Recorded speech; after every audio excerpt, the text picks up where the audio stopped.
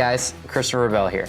As you guys know, iRacing is coming out with dirt and it's been a long time coming. So I'm here today to kind of show you around the sprint cars and hopefully give you some insight for whenever you first drive it.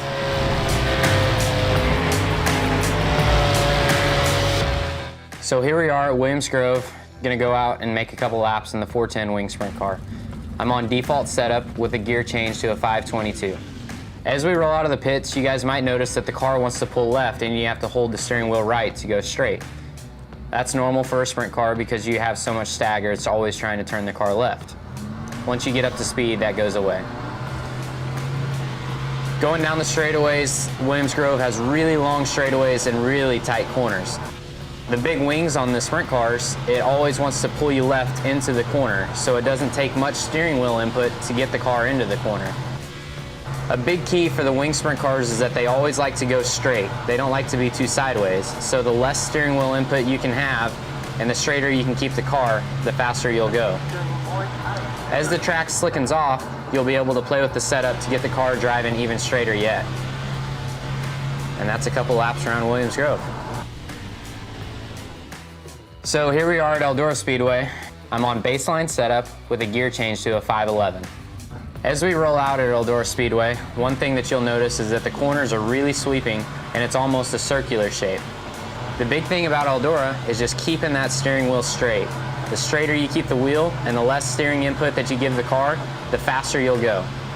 The fast line around Eldora will be right around the inside wall in the corners and then with a big arc towards the outside walls down the straightaways. Then once the track slicks off, you'll be able to follow the groove up towards the outside wall, where the famous Eldora Highline comes into play.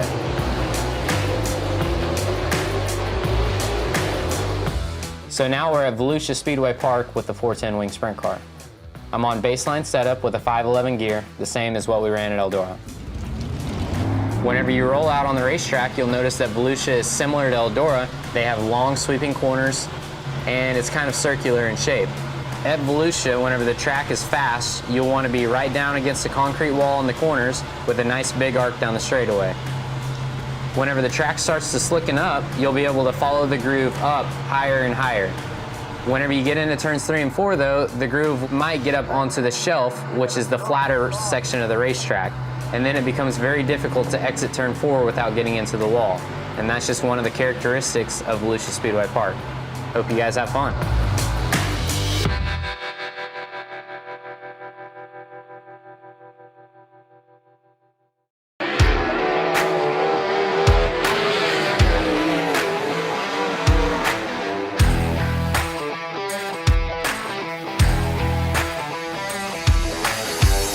I actually, really enjoy dirt racing. Feels good to get in the car, and we have, great cars and engines and things at KKR, so it's nice to drive a fast sprint car.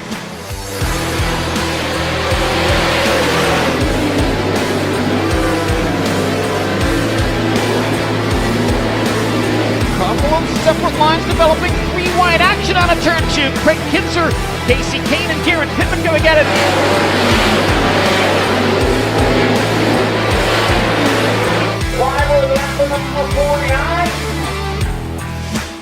I think the differences between, NASCAR and the sprint races on dirt is just a much different mindset. The way you drive your cars, the setup, the feel you're looking for.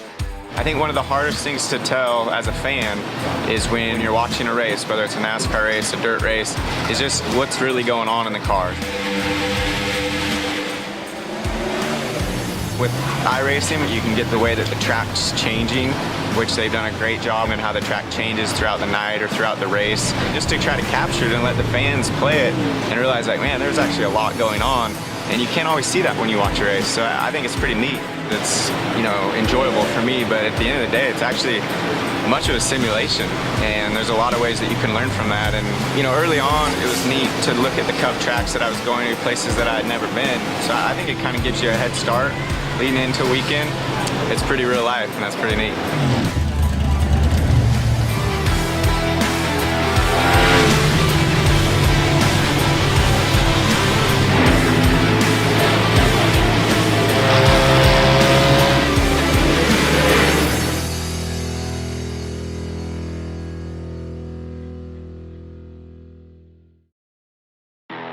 Introducing a whole new form of racing to the best online racing simulation in the world. This is Dirt Racing on iRacing.com. Race online at some of America's most legendary dirt tracks, including Eldora and Williams Grove. iRacing is the premier online racing game featuring NASCAR, IndyCar, sports cars, and now World of Outlaws, the leading sanctioning body for dirt racing. iRacing is easy to use and features a centralized ranking system to make sure you have the best experience at any skill level. With a massive inventory of high-precision laser scan tracks and cars with an unmatched dedication to quality and detail, iRacing gives you the most authentic online racing experience available. Thanks to iRacing's dynamic track system, developed specifically for dirt racing, tracks change over the course of a race, just like your favorite dirt track on a Friday or Saturday night. From a slick racing groove all the way up to the cushion, iRacing's dirt tracks deliver non-stop racing action. Partnered with the World of Outlaws, iRacing is your source for the most authentic dirt racing experience available, featuring 4 brand new tracks and 11 new cars, including street stocks, Legends cars, late models, NASCAR trucks, winged and non-winged sprint cars, with much more on the way. Join the Dirt Revolution on iRacing.com and start slinging mud today.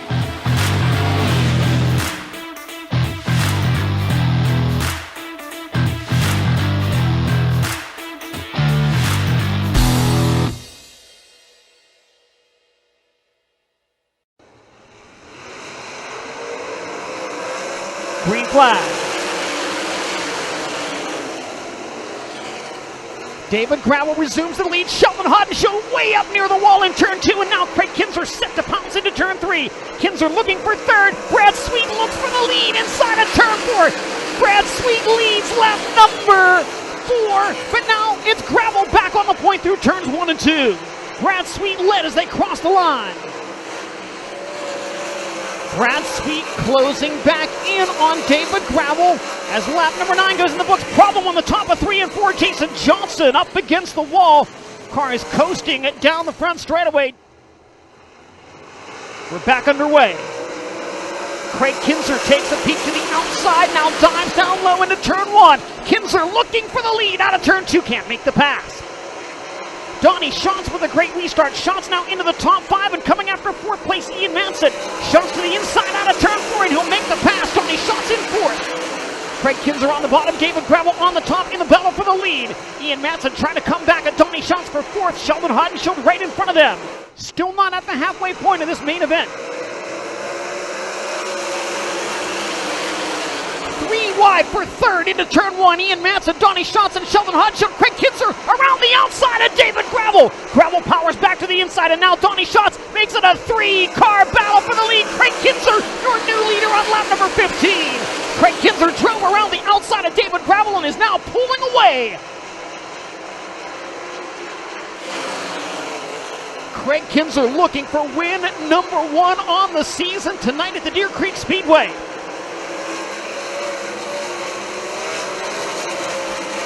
Best previous finish here was 6th in 2012. Trouble cars tangling in turn 4. The 7S of Jason Sainz, the 41 of Jason Johnson involved. 4th is the 18 of Ian Madsen, and 5th the 93 of Sheldon Haudenschild. We're back underway.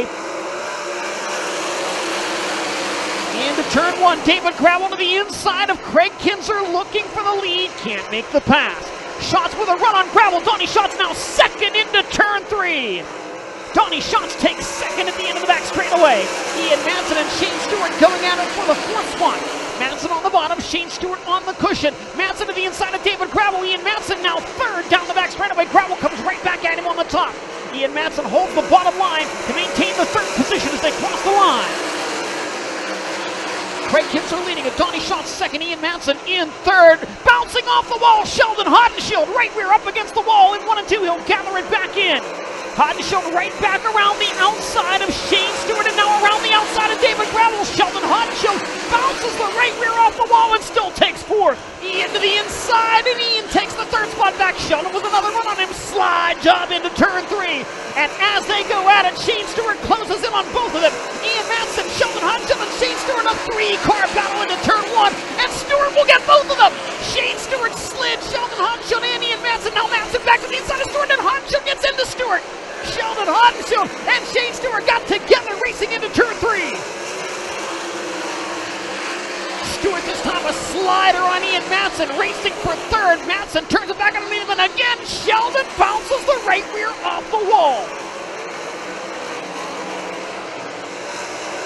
Here's Shane Stewart with another run on Ian Madsen, another big time slide job into turn 1.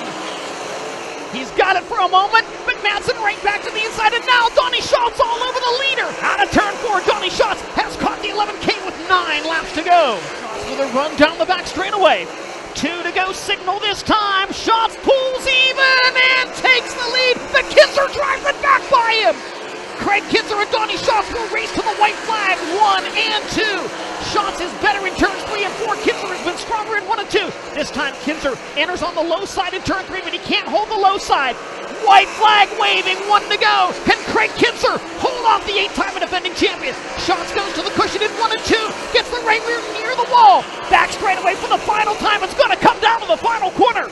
Craig Kinzer, Donnie Schatz looks to the outside, but it'll be Craig Kinzer winning his first of the year at Deer Creek.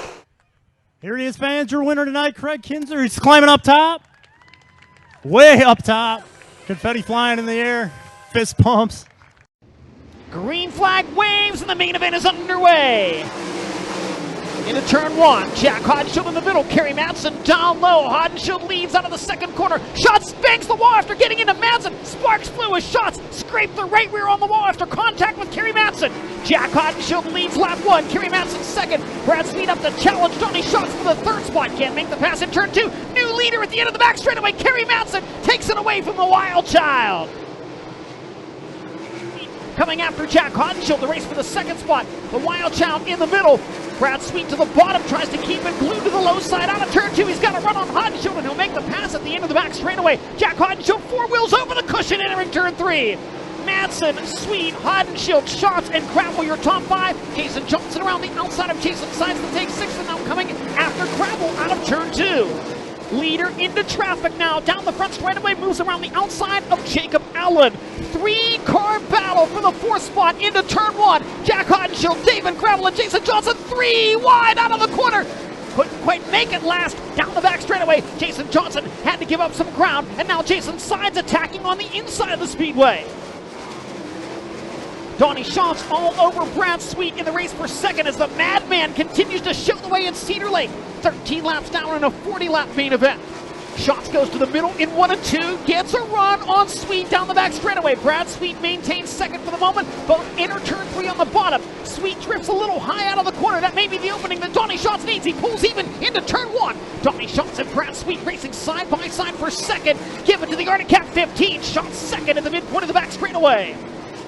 Schatz with Sweet right behind him into turn 3. Schatz works the middle of 3 and 4. Brad Sweet is up on the cushion, and Sweet's got to run down the front stretch. Can't move to the inside because Dominic Selsey's there. Now we'll try to fire the slider at Schatz in turn 2, and he'll make it work. The Big Cat back to second now in the Napa number 49. Schatz trying to return the favor in 3 and 4. Slide job of his own, but Brad Sweet says no to maintain the second spot. Brad Sweet clear of the traffic exiting turn 4. No cars between the leader and second place. Just 1.75 seconds. Car into the wall hard in turn number 1. It's Jason Johnson. Caution flag waving. Jason Johnson got into the wall. Main event is back underway. Brad Sweet dives low in 1 and 2 and takes the lead from Kerry Madsen. Madsen gets back by him at the midpoint of the back straightaway. Madsen back to the cushion. Back around Sweet. Donnie Schatz now coming after the Big Cat down low in 1 and 2. Schatz pulls even, can't make the pass. Greg Wilson up to 5th. Watch the W20 work the bottom side of the speedway. Greg Wilson has gotten by the number 5 of David Gravel, and he's closing in on Donnie Schatz for the 3rd spot. Meanwhile, Brad Sweet races the leader into 3 and 4. 4 to go, and Sweet dives low in 1 and 2. He's got the slider, but can't hold it. Brad Sweet led for about 15 feet going into turn 3. Madman back to the cushion in 1 and 2, and down the back straightaway for the final time. Kerry Madsen will win his second of the season tonight at Cedar Lake. Brad Sweet will finish in the second spot. Now he'll head up top. Looks like the Madman's planning a full wing dance here tonight. Kerry Matson, your winner at Cedar Lake Speedway. Green flag waving. Jason Johnson again. The jump out of turn 4. Matson back to the cushion to try to get the run. Johnson with Matson right behind him into corner number 3. Jason Johnson runs the bottom. Kerry Matson on the cushion. Jason Johnson leads the lap. Matson's got to run down the front stretch. Johnson in the middle of 1 and 2. Kerry Matson on the cushion. Garen Pittman and Donnie Schatz racing for second. Schatz make that third, and Schatz has it out of turn 2. Jason Johnson with your race lead, and Kerry Matson stalking him into turn 1. Matson right to the cushion in 1 and 2. Johnson's good on the bottom. Matson trying to get another run down the backstretch. Good battle for the lead between the Raging Cajun and the Madman. Johnson slides up high out of turn 4, but Matson couldn't turn it underneath, and this time Matson goes to the cushion, as well as Johnson in turns 1 and 2. About a half a second lead for Jason Johnson. He'll go to the bottom now. Car slowing, it's Pittman. Garen Pittman slowing on the outside of turns 3 and 4. Caution flag waving. Underway again. Jason Johnson dives to the middle of the speedway in 1 and 2. Donnie Schatz with a run on Kerry Matson now. Schatz to the inside in turn 3. He'll make the pass for second. Donnie Schatz now in the runner-up position. Great restart for Shane Stewart. He's up to 4th, and Tim Kading now in the 6th spot in car number 3. Matson back by Schatz for second now. Brad Sweet and Shane Stewart trying to join that battle. Jason Johnson pulling away just a bit. 2. He goes back to the cushion in 3 and 4. Brad Sweet to the inside of Donnie Schatz looking for third. David Gravel charging forward in car number 5.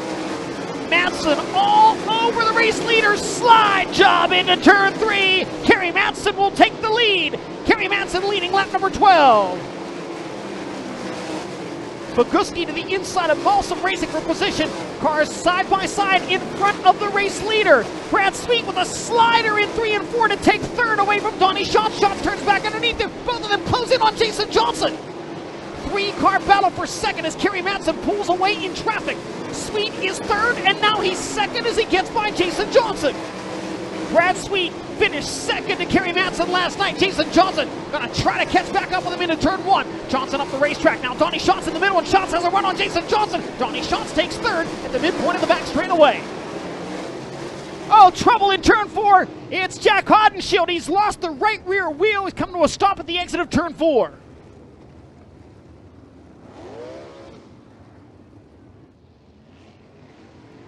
We're back underway. Into 1 and 2. Brad Sweet goes to the outside. He's got to run. Not quite enough to make the pass. He'll get another run on the Madman into turn 3. Donnie Schatz and David Gravel work the bottom. Matson and Sweet on the top. Jason sides down low as well. Can't get by David Gravel for the 4th spot. New leader in turn 2. Brad Sweet with the slide job. Matson turns it back underneath him. Brad Sweet and Kerry Matson. Sweet led for about 60 feet in turn 2. Matson back on point as they cross the line with 3 laps to go. Leader into 3 and 4. Checkered flag will wave, and Kerry Matson will sweep the weekend at Cedar Lake. Brad Sweet second, Donnie Schatz in third, David Gravel 4th.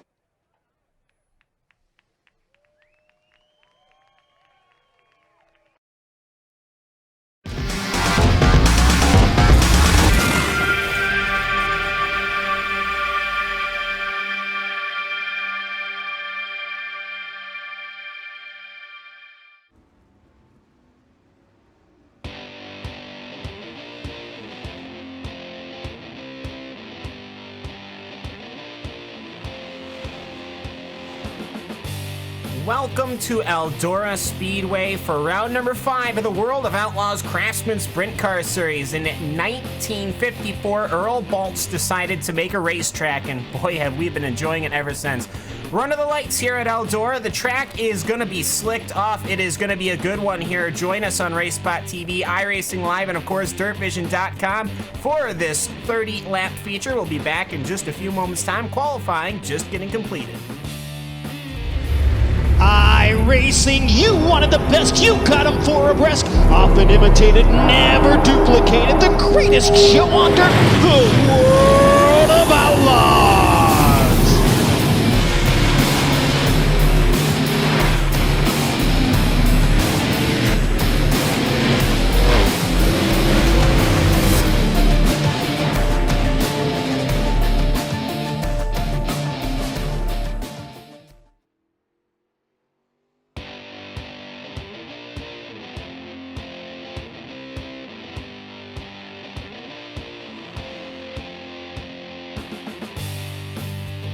410 wing sprint cars are always going to put on a good show, and when it's the World of Outlaws, it can now get no better. Randy Chenarth, myself, Cam Walsh, Hugo Louis, bringing you guys the round number 5 of the World of Outlaws Craftsman Sprint Car Series. Randy, most cars have qualified here. We've had a couple of moments to take a look at this track. My goodness, is this thing worn in, and that is going to prove exactly why Eldora is a great speedway, because we're going to see a lot of different lines.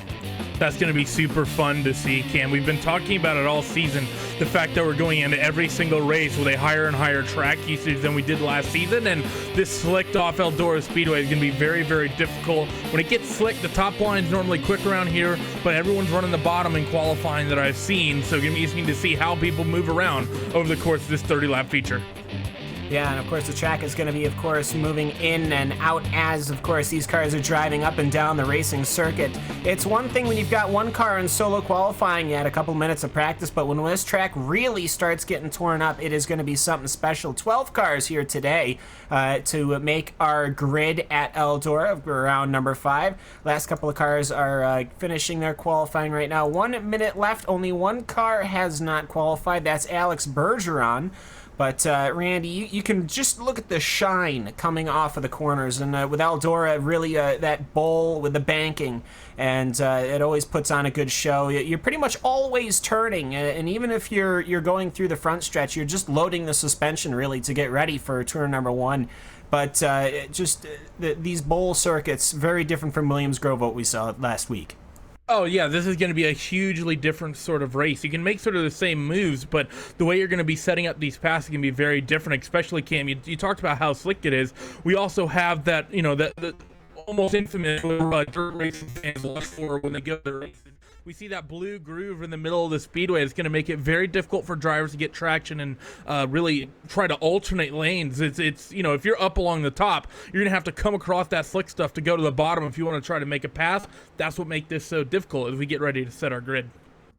Yeah, and it looks like that is going to be it. Bergeron is not going to qualify. So let's take a look at our starting grid here at Eldora for the 30 laps at Eldora under the lights. Austin Suppleman, he qualified. He was the only one to touch the 12s. The 12.955 is going to put him on pole position. Tim Ryan is going to be his outside with a 13 flat. Derek Walker, another 13 flat. Howard Weaver in the 4th. He's also got a 13 flat. 3 cars with a 13.0 split between 2nd, 3rd, and 4th. Stephen Renaud, he'll start in the 5th position. Timothy Smith will start in 6th. Lewis Hewitt, he will start in 7th position. Kevin J. Holly, where is he going to go? As he's going to be starting in the back half of the track here at Eldora. 8th position for him. Justin Thomas, he's starting in 9th position. Robert Kerstetter, he'll start in the 10th. And Graham A. Bolin and Alex Bergeron will finish out your final 2 cars. So, we'll get these cars ready to rock and roll here behind the iRacing safety pace truck. And Randy, we're going to get these fireworks rolling. And once we get these cars out, we'll see here just how Eldora has become such a legendary racing circuit in the entirety of the dirt world. Yeah, one of the best dirt tracks, of course, in the United States. I mean, it's a classic. What else can you say? You can hype up Eldora as much as you possibly can and still not cover all the hype the circuit deserves. Yeah, and with that, our iRacing safety pace truck is going to be looking to pull away. And Hugo, I think we can probably fader down the music just a little bit, but either way, there we go. So we'll get everything back under wraps here. We'll leave these drivers to themselves, and we'll let them pull out on circuit underneath the fireworks. And here they go. It's going to be 30 laps of 410 wing sprint car action here on iRacing Live, Race Spot TV, and DirtVision.com. So stick with us. We'll let these guys do one full circuit, and we'll pick them up in the back half of this Eldora Bowl, and we will watch, listen, and learn how these guys roll through this bowl. Yeah, it's going to be really interesting to see how people are going to get through this start here, Cam, especially with the slick circuit. We keep talking about it. We saw a big incident a few weeks ago at Volusia on the start because of the slick asphalt. You're going to be starting in the slick stuff again here today at Eldora. It can be very, very treacherous from about that middle groove up. I think if you're on the bottom, you'll be okay. If you're on the top, I think when you're starting here, you really want to try to be up almost against the wall when you actually take that green flag, because I don't think there's going to be much traffic at all on that blue groove in the center lane. No, middle lane is going to be, unless somebody gets stuck there, quite desolate. So, official pace truck, he's got his lights off. He will be coming in this next time by. There he goes. The field rather scattersborg as Austin Semmelman will lead them to go. They were almost 3 wide just sitting there, but either way, they will get the green. Everybody pulling through here. A couple of cars washed out in the back, but for the most part, everybody's gotten clear, and we're already 1 lap into this race. Everyone's sticking to the bottom side. Derek Walker, he washes way up. He will almost spin out. He will take out another car. That is going to bring out our first caution before we even really get this thing underway. Lewis Hewitt, nothing he could have done. Kevin Hawley got a piece of that incident as well, trying to slip through on the outside. He dedicated early, running up against the cushion. Didn't quite work out for him. He caught that flipping car up on the high line. So that's unfortunate there for Kevin Hawley. Starting in the back, catches a piece of an early issue. Yeah, and that was all Derek Walker, and it was really not much. He really didn't do anything wrong. I mean, you could just watch in slow motion, even just as they come through, how his rear tire loses grip. He slowly tries to catch it, and he does a good job catching it, but unfortunately, just with how the track goes, not much that Hewitt could have done. But either way, we'll re-rack him, we'll restack him. Kevin J. Hawley is pulling into the pit, so perhaps his day is done, but we'll see here what Austin Semmelman will do on restart number 2. We typically have at least 1 caution in these things, Randy. Hopefully this will be the only one. Yeah, we tend to almost always get an early caution, it seems, but we've been talking about this track state, Cam, and even in that short 2 or 3 lap burst of excitement there, we saw some people struggling with that inside groove. Derek Walker, of course, we saw get scary loose coming up off of corner number 4, and he just barely got that car back underneath him, and that's when he actually hooked the 7 of Lewis Hewitt and sent him around. So people struggling in the early stages here, be looking for people moving those wings around, trying to get that aero balance rearward to keep some traction on those rear tires. Lights are out on the pace truck, though. We're green next time by. And hopefully that will be it. And we will be able to get underway here at Eldora, Rossburg, Ohio. Once again, Austin Semmelman. Hopefully we'll get a bit of a cleaner start. That was a bit of a nasty one. People were almost 3 wide. That outside line was almost sitting in the rubber line. I would think these guys would push a little higher just to get that inside grip. As here they go, running one more time. Austin Semmelman, he leads them to the green, into the Eldora Bulls that we are so very familiar with. Derek Walker, he's going to have to fight all his way through the field as he's trying to work his way through. He's actually side by side with Lewis Hewitt as 1, 2, 3, 4, 5 gets away single file here at Eldora. Everyone pretty much getting single file early. You see everyone pretty much choosing the bottom side of the racetrack. We have 1 car up top. That's the 9 of Justin Thomas. So look for him to work the cushion and maybe see that inside line come off. But you see these guys, Cam, they got these cars dialed. They can run that blue groove as the 4 of Tim Ryan gets a big run on Austin Semmelman into 1 and 2 and really closes up on that gap. It was 3/10 last time. It needs to be under a 10th or so next time through. Yeah, and these guys running just 1, 2, 3. That looks like there's a fairly good battle going between 4th and 5th position. It looks like Graham Bolin, he is going super high side, super low side. It almost looks like he is taking corners 3 and 4 on the high side and 1 and 2 on the inside. No, now he's staying to the outside. I think he's defending from Justin Thomas. Thomas, though, is getting so very close. He's actually had a dab on the brakes as Thomas is going to pull to the inside line. He should get a better exit than Bolin is. That seems at that outside line just not coming into play just yet. I think they have to give it a couple more laps really before that starts working, because that inside line just a little too sticky. But looking back, Lewis Hewitt and Timothy Smith are having a good fight as Hewitt drives up the track. Top 4 getting themselves spread out, but all the while Thomas and Bolin stay side by side as they roll through 3 and 4. 9 of Thomas went from the top side to the bottom side just a few laps ago, and he still hasn't been able to get that job done just yet, Cam. That bottom side looks sticky, but that 12 gets great traction off the corner, and that's how he's being able to maintain this. As again, they're still side by side through 3 and 4. The 9 gets clear, but just for a moment, but the momentum swings back to the 12. No, he's able to shut the door, and he immediately goes to the top in front of the 12. Bolin tries to cut it low. Not quite able to get there, though. Well, he's actually got a wheel in, as I think that inside dive going into 3 is where you're getting a bit more speed, as they're going to pull rim to rim just in front of the starters stand down here. Lap number 15 halfway here at Eldora Speedway, getting a good run going on. These guys are trying the high side, both of them now. as that is going to officially be Justin Thomas up that position. Austin Semmelman, though, nothing. He's got nobody's got anything for Austin Semmelman, as it just looks like he is almost in cruise control right now, as he is still running lightning laps, but just really no worries in his mind. He's got quite a gap up over Tim Ryan. That he does. The one machine of Howard Weaver, though, through 1 and 2 that last time by, got that car a little bit loose and almost went around, and you see him, saw him hemorrhage a little bit of time to Justin Thomas and Graham Boland, so that gap for 4th, 5th, and 6th out there on the racetrack came down that last time through. The number 1 machine now looks to run through the top side here, looking for traction, which is going to be the everlasting battle here tonight. Thomas in the 9 goes back to the bottom, trying to make something work on the 1, not quite able to get it there, as all your front runners have pretty much found their way to the top side of the racetrack.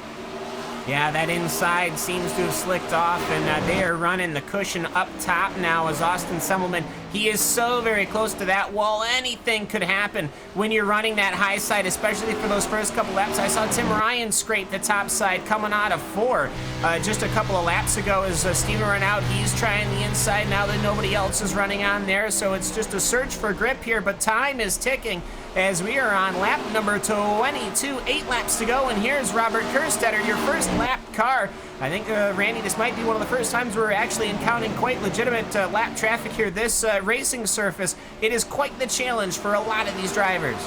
Yeah, you're seeing a lot of people struggle with this slick surface. As actually Kerstetter gets in the wall in front of a handful of your leaders and makes it very close with Thomas. Gets into the wall again and goes around. This will certainly, I think, bring out a yellow flag. Yellow flies inside of 10 laps to go. But very, very scary moment there with the 5 with a couple of drivers there. I don't actually think it was Thomas he initially got in the wall in front of. No, it was Steven Renaud. And then a close moment with, was it Thomas? No, it was Howard Weaver and Thomas. Both had close moments with that spinning car of Kerstetter.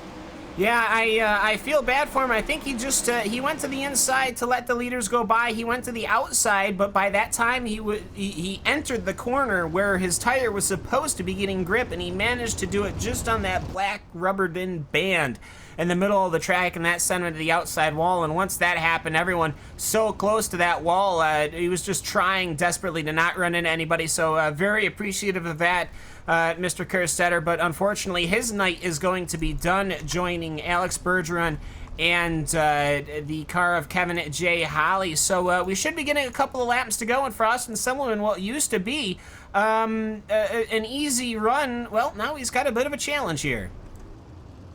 This is really the last thing Austin Semmelman and maybe even Tim Ryan wanted to see here, because the field was relatively spread out and they were, potentially going to be taking a pretty calm finish here with Semmelman taking the win.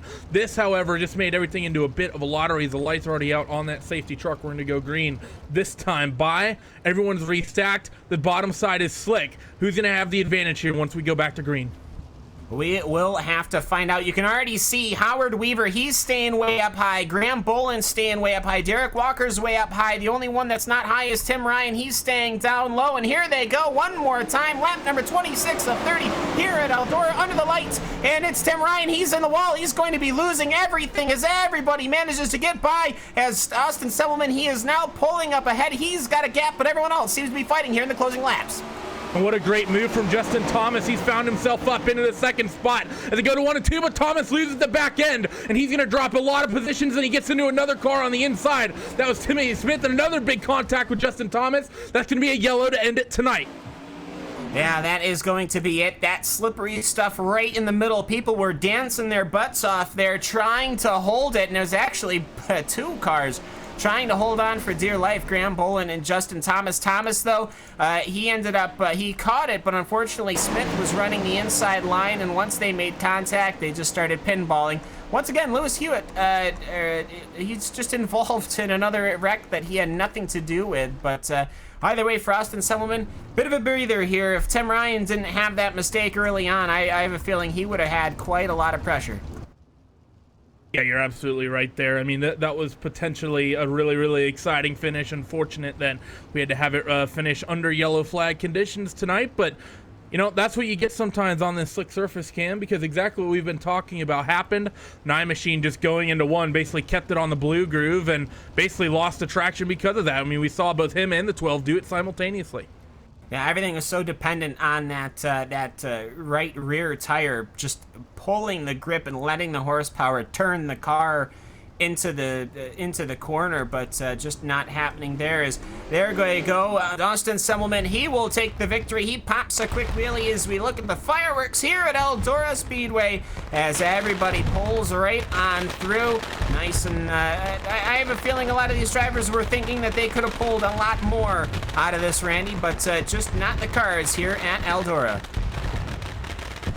Yeah, unfortunate, I think, for a lot of those guys, but I think if you're Austin Selman in the 2, probably pretty happy with this result. Austin found a good bit of speed this season, and congrats on another win to him. So we'll let the fireworks kick off before we take a look at our live results. But either way, though, Eldora, well, we had a great green flag stretch. I have to say, it was certainly exciting. As the fireworks and the festivities, I have to say, at Eldora are legendary, and my goodness, are they loud. But either way, all right, so there we go. Just like that, 30 laps are gone in 9 minutes and 35 seconds time. And, well, let's take a look at it. The number 2 of Austin Semmelman will come home with it as he qualified first. He finished first, but my goodness, that was a close one towards the end. Steven Renaud, he'll finish in 2nd position after starting 5th. Howard Weaver will finish in the 3rd position after starting 4th. And Graham Bolin, oh, the fighting he has done from 11th to 4th. Derek Walker, he'll finish in the 5th position. Lewis Hewitt, what a rough ride he had today. He'll come home in 6th position. Timothy Smith will come home in the 7th. Tim Ryan in 8th position. Oh, what could have been. He had a 2nd place in hand. Fortunately, just didn't make it on the restart. Justin Thomas, he'll finish in 9th. Robert Kerstetter, 10th. Alex Bergeron, 11th. And Kevin J. Holly, once again, he will finish in 12th position. He is not going to be a happy camper for sure. This seems to keep happening to him, Randy. That it does. I think if you're Kevin J. Hawley, you're pretty frustrated with that. He doesn't seem to be really taking to these slicked off surfaces the way he needs to be, I think, in this build. I think a lot of people are used to the grip or used to the traction. We got that last season. I think there's a lot of both driving philosophy and setup philosophy people are having to learn this season with the slicked off surface, and unfortunately, the 3 of Kevin Hawley seems to be one of them. Yeah, and of course, there always seems to be incidents happening. I mean, he let's be real here, he wasn't actually involved in that incident that did retire him, just a bit of bad luck there. But either way, thankfully for all of us, we have a bunch of people that are clamoring for interviews for once, so that's pretty exciting. So let's get our race winner, Austin Semmelman, right in the chat. Last week, he managed to show up just as we had closed out the show, literally to the second. But this week, he's here with us. Austin Semmelman, you won it here at Eldora, and I have to say that green flag running was it seemed nice and clear, but really that track was quite tough to run out there. Oh yeah, she was slick tonight. Man, it probably looked a lot easier because it usually does when I watch the replay. But yeah, I was working at it in there, trying to, in the car, just trying to get, keep it straight and smooth and point it in the right direction. Yeah, that inside line seemed to work for about 10, 15 laps, and then you guys really had to go to the outside. And, of course, Eldora famous for that outside line. Just how tough is it to run a 410 wing sprint car on a slicked-off track on the outside line at Eldora, knowing that you're the leader? Oh, it's really tough because if you miss it by an inch, you're gonna be, it messes up your whole corner. So if you don't enter the corner right, it's you get anywhere in that slick and it kind of messes your flow up and it messes the whole corner up. So you have to hit it good, and pressure's on obviously when you're the leader. Yeah, and a couple of restarts due to the 2 cautions. You had that one restart with, I think it was 4 to go, and Tim Ryan, he was sitting right there, and it was a lot of pressure coming to that green, I would imagine, but just take me through that final restart. Tim's always fast, so I knew he was going to be up there. Sounded pretty crazy behind me, and especially with the cautions. But yeah, coming to the restart, I just wanted to make sure I got a good takeoff and a good launch in the fast part of the track there in the tacky. I noticed he was starting kind of in the slick on the outside of me, and that was his. I mean, it was his decision there. But I figured I had kind of the advantage being the leader, and was just lucky to get out of there and get away from them guys. Yeah, so that's another race at one of the bowl type tracks. I imagine, if my brain tells me right, we're probably going to go to USA Speedway, seeing as we alternate bowl, paperclip, bowl, paperclip. So USA Speedway half mile. It's very, very different from running at a track like Eldora. You think you're going to be able to carry the speed over there? I think the speed will be there. I've had really bad luck at USA in every car. I'm not sure why, but the last time we were there, one of these broadcasted deals, I got caught up in a crash and was pretty fast. But it's all about getting qualified good and getting that clean air in your car. Now, well, speaking of qualifying, you're the only one who managed to get under the 12-second bracket. You were actually 0.2 faster than the guy who had qualified in, well, actually, it was just 1/10 over Tim Ryan in the qualifying. But either way, is there anybody you would like to thank or give a shout-out to before we cut you loose? Oh, of course, all my Team VLR boys, they do an awesome job. You know, Howard, he ran third tonight, so it's really cool to have a team car up there with me. We got something going right now. You know, sharing ideas and tweaking the setup, and we're doing a good job. So Team VLR and everybody that helps me. Austin Sullivan, thanks so much for hopping into the booth with us on such short notice here. Of course, congratulations on the victory here at Eldora, and we'll see you at USA Speedway in 1 week's time. Yes, sir. Thanks, Cam, and all you guys for putting us on and putting us on the air there. I appreciate it. Of course, it's our pleasure. And of course, you can watch this on RaceBot TV, iRacing Live, and DirtVision.com. We hope that everybody across all the platforms have enjoyed this one from Eldora. We do have Howard Weaver, and Randy, you are standing by with him. Yeah, I'm stood by with third place finisher Howard Weaver. Howard, you started fourth, got yourself up to third. How was dealing with this slick racetrack? A little bit more in traffic than your teammate Austin Sullivan had to deal with. Yeah, we talked about it before the race. We were both hoping that it would be kind of slick, but on the initial start, I have to go back and see what happened, but I got stuck in that slick area and couldn't get out of it, and I think I went back to 7th or 8th. And then on the last restart, I decided, even though I was restarting 4th, Tim was starting 2nd, and for some reason he was starting right in the slick. So I just went up to that 3rd groove where it was still kind of tacky and got a decent run off the corner. And then once he got in the wall, I was able to get by him, and then we had a crazy battle there for 3rd, and I was just praying that someone didn't get into me and we didn't get in a big wreck there. But it was a good race, and I was glad to see Austin win again because he's my teammate, and we've raced with each other for about 12, 13 years, dating back to dirt track racing too. So anytime he can get a win or I can get a win, then it's a good day for us.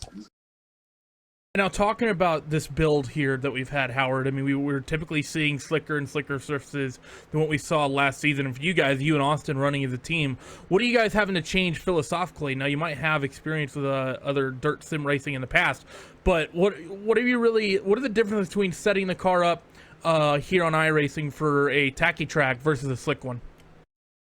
Well, I normally race late models, so that's kind of pretty much all that I was racing till a few weeks ago. So basically Austin will send me a setup for sprint cars and I run it, so I don't really know what to change, but I know just making like stagger differences and your wing position, starting it back further and stuff whenever it's slick.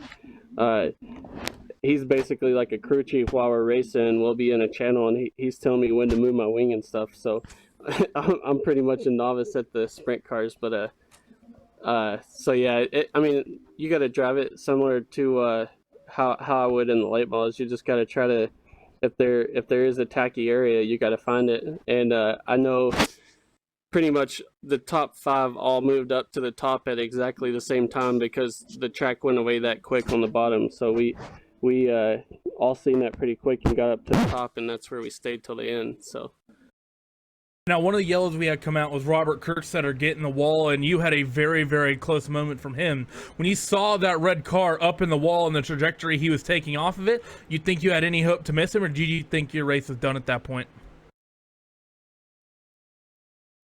I was telling Austin in the race right after it happened, I was like, I don't know how I just avoided that, because I thought I was done because it looked like he had just started coming off the wall as I was going by.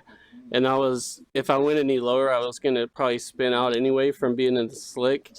And I haven't seen what happened yet, but I know it was a very close call, and probably in the car, it felt like I had maybe 1 or 2 inches to the good to keep from wrecking. So I was just lucky there, basically. Well, it was definitely an exciting moment to watch, and congratulations to you once again on the top 3 finish, and to you and Austin for the 1-3 for the team. But before we let you go, any shout-outs? Who would you like to thank? Yeah, I'd like to thank WinView Games for sponsoring me, and Team VLR. We've been going ever since I've known Austin, since 2004. So everybody can check out the website at teamvlr.com, and we'll try again next week, hopefully. Thank you guys for the broadcast. You are more than welcome. Cam, back to you. Alan, just like that, we're gonna have to close our doors. My goodness, we're gonna see if we can figure out like. Well, we're closing the show. We're not closing our doors. We'll be back next week, everybody. For this week, we're closing our doors. That's what I'm saying. We have to pack everything. We can't have our doors open whilst we're traveling to USA Speedway. That would be horribly not aerodynamic. But either way, I did learn it is a 3/4 mile track at USA Speedway. And Randy, USA Speedway, it's a very different metric of how to do everything. Not only is it a paperclip, it's a gargantuan paperclip. It is a very big racetrack, and you know the closest of what we have on the sim, and Williams Grove are both very, very close in sort of in how you have to drive them. USA though has much wider corners, and because of that you can carry a lot more speed. USA actually is probably the second fastest of the tracks we have.